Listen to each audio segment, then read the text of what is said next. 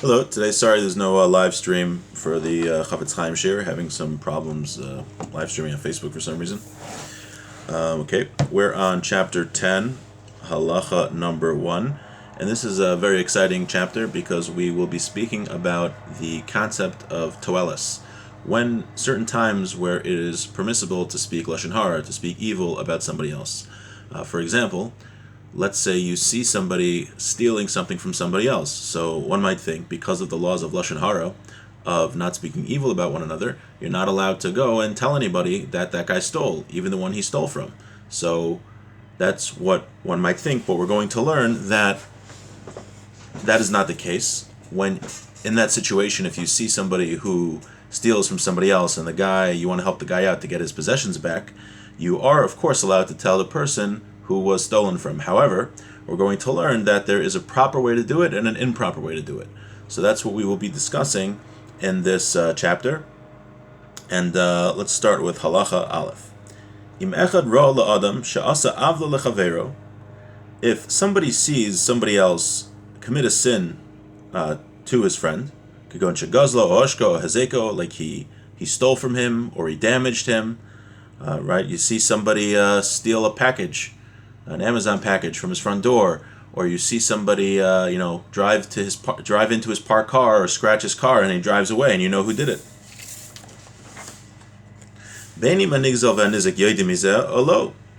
Whether the person who was damaged or stolen from knows about it or not is irrelevant. Or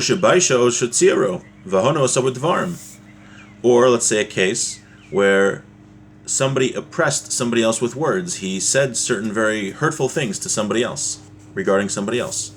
And you know for sure that this person did not return the object which he stole. And he did not pay the damage that he caused. Or he did not ask for forgiveness what he did. Right? That would be probably going on the case of oppressing someone with words, of giving him a hard time. If you know for sure that the person did not repent for what he did, or did not return the stolen object, even if you're the only witness, you're the only one who saw this event occur, Velignos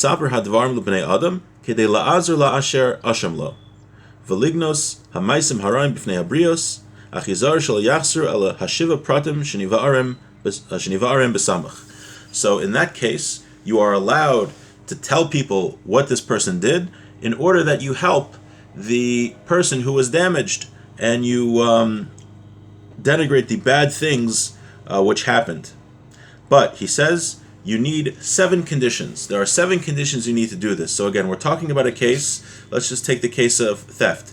You saw somebody steal a package from your neighbor's house, and you know who it is, and you know for sure he didn't give it back, he didn't repent, he didn't pay for it or anything. So you're allowed to tell people what this person did in order to help that he returns the package that he stole. Now, we're not going to start the 7 conditions today, but we'll just mention the 7 conditions. And then the Chafetz Chaim is going to go on to explain in detail different aspects and the details of these 7 conditions. So what are the conditions? 1 is you have to see it yourself. You have to see this person stole. It can't be that you heard from somebody else. It's number 1. Number 2, you have to contemplate and think, is what I witnessed an actual sin? For instance, we had the case we've talked about in the past where someone takes money out of the tzedakah box, the charity box. Maybe it's not a real sin because maybe he put a 20 in earlier in the day and he's just getting change now, but he's not actually stealing. So one has to know that what he witnessed is an actual sin. 3, you have to rebuke the person. You have to give him tochacha. If you know who the thief is, you should say, before you start publicly embarrassing the thief, you should go to the thief and say, I saw you stole the package from my neighbor. You really have to give it back and ask him for forgiveness. Number 4, when speaking about what this person did, you can't exaggerate the sin. If he stole a package, you can't go around saying that, oh yeah, this guy steals all the time, and I always knew he was a thief, and I wouldn't be surprised if he also robs banks. You just have to say he stole a package. You have to say exactly what he did. 5, your intent. This is an interesting one. This isn't a condition regarding something you have to do, but rather your mindset. Your mindset has to be that you are sharing this bad information that the person stole for a toelis. You're trying to help the individual who was stolen from to get his possessions back. That's your intent. But it can't be that your intent is you enjoy gossiping about people. Meaning, it can't be that this guy who stole, you just happen to hate him, and you've just been waiting for him to do something bad so you can have an excuse to speak Lashon Harah about him. Even if you have all the other conditions, then it's still prohibited to speak Lashon Harah. Your intent has to be that the only reason I'm saying this is to help the person who was stolen from. Now, this can be challenging, because there is a Yetzer Hara to gossip, and here you think it's permissible. Oh, I'm just trying to help the guy, and I'm just happy that I can get a chance to speak Lashon Harah about this guy. So that cannot be your intent. So what does someone do if he feels that?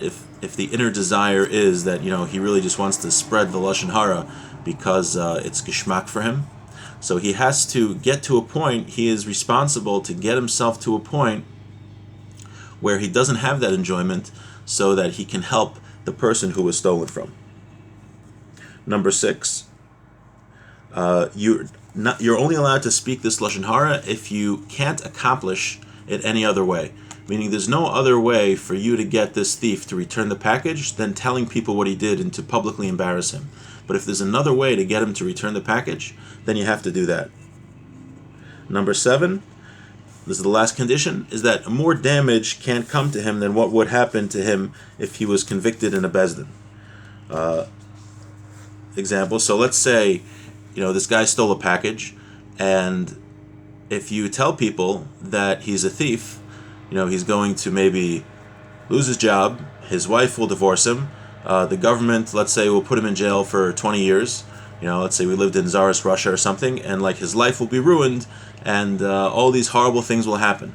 So if it's going to be more than what a Beis Din would punish him, what the appropriate punishment is, then you're not allowed to say it. You're not allowed to spread that information, even though it's l'toelis to help the person get his stolen package back.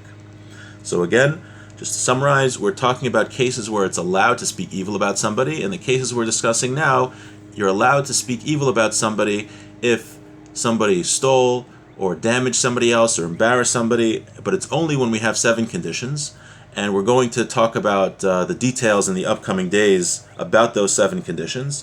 And just to summarize, the 7 conditions are: 1, you have to see it yourself. 2, you contemplate what was done as actually a prohibition. 3, you gave the person rebuke first. 4, you don't exaggerate what the sin is. 5, your intent has to be for toelis, for a purpose, not to harm the person. 6, you're not able to accomplish it any other way. And 7, more damage won't be caused to the thief than he deserves. And with that, we will finish our daily Chafetz Chaim class. And as always, if you have questions, please feel free to email me at shaulrosenthal@gmail.com.